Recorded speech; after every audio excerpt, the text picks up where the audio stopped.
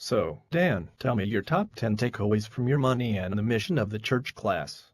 Well, the first takeaway is that as a pastor I will be responsible for leading the congregation in the year-round discipline of stewardship of money, time, our bodies, and all creation around us. That's a good first takeaway. What is your next one? I will get in the habit of thanking people for their gifts of time and money, and develop and encourage the same habit in other leaders. How will thanking people help with stewardship? That's my third takeaway.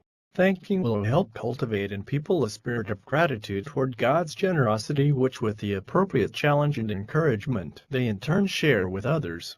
So people will give to the church just because they are grateful? Sort of. People give toward a mission that is meaningful to them, so the congregation I serve needs to have a clear and compelling vision of God's mission and our participation in it. People need to see and hear about the mission in action all the time. But don't you have to talk about a budget every year? That's takeaway number 5. I will use a narrative budget for planning our priorities and for talking about the mission of the church. But don't pastors typically avoid talking about money so much? Money is an important part of people's lives and is deeply spiritual. I need to preach and teach about it regularly from a pastoral perspective. I see. Does that mean you will know how much each person in your congregation is giving? That's an open question for me. I can see the benefits but also the risks. My takeaway is that this is an important question for my minister. So it sounds like transparency is important to you? Yes, and not just for individuals. Our congregation's finances need to operate with transparency and integrity because people need to trust the church.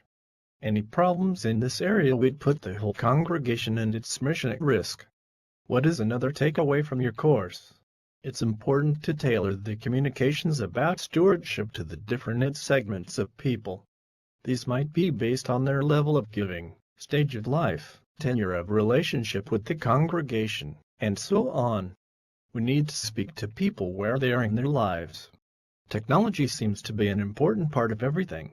What's your takeaway about technology and stewardship?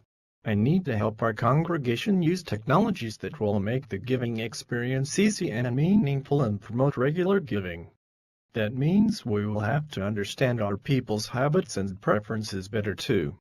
Any last thoughts about this course? My candidacy committee was pleasantly surprised when I told them about the course. And I'm putting my Grand Challenge stewardship plan to work right away at my congregation. Well, good luck, Dan. Thanks for being part of the class.